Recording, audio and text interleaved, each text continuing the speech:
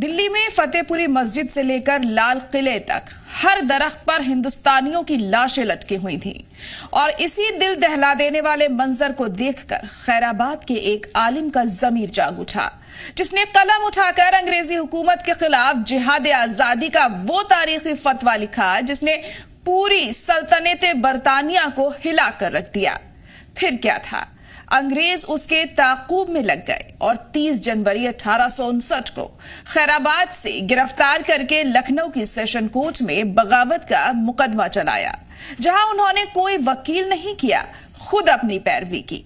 और जब जज ने लालच दिया कि फतवा वापस ले लो तो रिहा कर देंगे, तो वह शेर की तरह गरजे कि हाँ, वो फतवा मेरा ही है और मैं आज भी उस पर कायम हूं। जिसके बाद जस्टिस थर्बर्न ने 4 मार्च 1859 को उनकी जायदाद जब्त करके काले पानी की सजा सुना दी और 8 अक्टूबर 1859 को फायर क्वीन जहाज से अंडमान की काल कोठरी में भेज दिया, जहां उन्होंने अपनी फारसी किताब अस सौरतुल हिंदिया में लिखा कि यहाँ कैदी के मरने पर जमादार उसकी टांग पकड़कर घसीटता है और बगैर कब्र और आग के पत्थरों पर दबा देता है। कुछ लोग इंकलाब किताबों में लिखते हैं और कुछ लोग अपना लहू देकर इंकलाब की किताब लिख जाते हैं। आज कहानी खैराबाद के अल्लामा फजले हक खैराबादी की, जिन्होंने मौत को गले लगा लिया मगर अंग्रेजों के सामने अपना फतवा वापस नहीं लिया। तारीख के पन्नों को पलटें तो बात सन 1797 की है। मौजूदा उत्तर प्रदेश के जिला सीतापुर के कस्बा खैराबाद के मियां सराय मोहल्ले में एक घर में एक बच्चे की पैदाइश हुई। नाम रखा गया फजले हक। वालिद सदर अल सदर थे, जो मुगल दरबार में मजहबी मामलात के बड़े मुशीर थे। घर में इल्म का माहौल था। इसका असर यह हुआ कि फजले हक महज 13 साल की उम्र में ही उस्ताद बन गए। इल्म की तकमील के बाद 1816 में 19 साल की उम्र में वो अंग्रेज सरकार में मुलाजिम हुए, मगर ज़मीर ने सरकारी नौकरी गवारा ना की और 1831 में नौकरी छोड़ दी। इसके बाद वो दिल्ली के मुगल दरबार से वाबस्ता हो गए। वो सिर्फ आलिम नहीं थे, वो मंतक, फलसफे, उर्दू, अरबी, फारसी के इमाम थे। अरबी में उनके 400 से ज्यादा अशार मिलते हैं। इसी इल्म की वजह से उन्हें अल्लामा का खिताब मिला।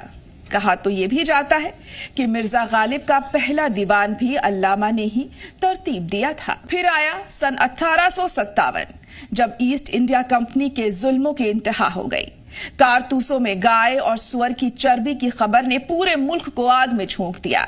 उसी दौरान जब हिंदुस्तानी सिपाही अंग्रेजों के खिलाफ उठ खड़े हुए तो सबकी निगाहें दिल्ली के आखिरी मुगल बादशाह बहादुर शाह जफर पर थीं। मई 1857 से जून 1857 तक अल्लामा की बहादुर शाह जफर के साथ कई खुफिया मुलाकातें हुई। 26 जून 1857 को जब जनरल बख्त खां 14,000 फौज के साथ बरेली से दिल्ली पहुंचे तो जामा मस्जिद में जुमे के खुतबे के बाद एक तारीखी इज्तिमा हुआ। यहां पर अल्लामा फजले हक ने वो फतवा जारी किया जिसने तारीख बदल दी। उन्होंने फतवे में साफ कहा कि अंग्रेजों का हिंदुस्तान में रहना हराम है और हर हिंदुस्तानी पर वाजिब है कि वो उन्हें मुल्क से बाहर निकाले। ये जिहाद आजादी का फतवा था। इस फतवे पर सदरुद्दीन आजुर्दा और कई बड़े उलेमा के दस्तखत थे। इस फतवे के बाद अंग्रेजों ने दिल्ली के चारों तरफ 90,000 फौज तैनात कर दी, मगर बदकिस्मती से 1857 की ये जंग आजादी नाकाम हो गई।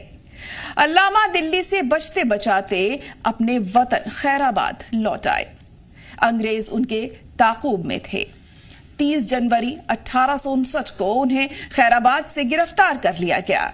लखनऊ की सेशन कोर्ट में उन पर बगावत और कत्ल पर उकसाने का मुकदमा चला। उन्होंने कोई वकील नहीं किया, खुद अपनी पैरवी की। अदालत में जज ने लालच भी दिया कि अगर फतवा वापस ले लो तो रिहा कर देंगे। अल्लामा ने अदालत में कहा, हाँ, वो फतवा मेरा ही लिखा हुआ है और आज भी मैं अपने फतवे पर कायम हूं। जुर्म कबूल करने पर जस्टिस थर्बर्न ने 4 मार्च 1859 को उनकी सारी जायदाद जब्त करने और काला पानी की सजा का हुक्म सुना दिया। 8 अक्टूबर 1859 को उन्हें फायर क्वीन नाम की जंगी जहाज से अंडमान की सेल्यूलर जेल भेज दिया गया। जेल के हालात पर उन्होंने फारसी किताब अस सौरतुल हिंदिया में लिखा कि यहाँ जब कोई कैदी मर जाता है तो जमादार उसकी टांग पकड़कर घसीटता है, कपड़े उतारकर पत्थरों के नीचे दबा देता है। न कब्र नसीब होती है न आग। आखिरकार इसी काल कोठरी में 20 अगस्त 1861 को इस अजीम मुजाहिदे आजादी का इंतकाल हो गया।